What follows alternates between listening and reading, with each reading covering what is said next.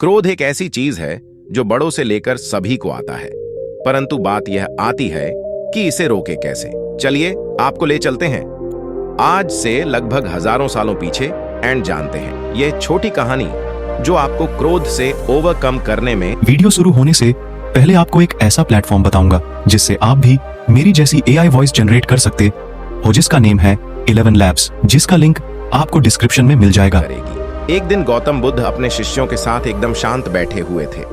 उन्हें इस प्रकार बैठे हुए देख शिष्य चिंतित हुए कि कहीं वह अस्वस्थ तो नहीं है। एक शिष्य ने उनसे पूछा कि आज वह मौन क्यों बैठे हैं, क्या शिष्यों से कोई गलती हो गई है। इसी बीच एक अन्य शिष्य ने पूछा कि क्या वह अस्वस्थ हैं, पर बुद्ध मौन रहे। तभी कुछ दूर खड़ा व्यक्ति जोर से चिल्लाया, आज मुझे सभा में बैठने की अनुमति क्यों नहीं दी गई है। बुद्ध आंखें बंद करके ध्यान मग्न हो गए। वह व्यक्ति फिर से चिल्लाया, मुझे प्रवेश की अनुमति क्यों नहीं मिली।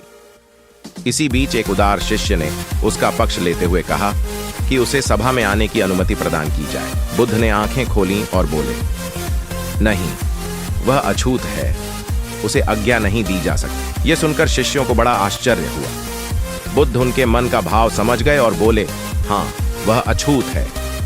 इस पर कई शिष्य बोले, हमारे आश्रम में जात पात का कोई भेद ही नहीं, फिर वह अछूत कैसे हो गया। तब बुद्ध ने समझाया, आज वह क्रोधित होकर आया है। क्रोध से जीवन की एकाग्रता भंग होती है। क्रोधी व्यक्ति प्राय मानसिक हिंसा कर बैठता है, इसलिए जब तक वह क्रोध में रहता है तब तक अछूत होता है।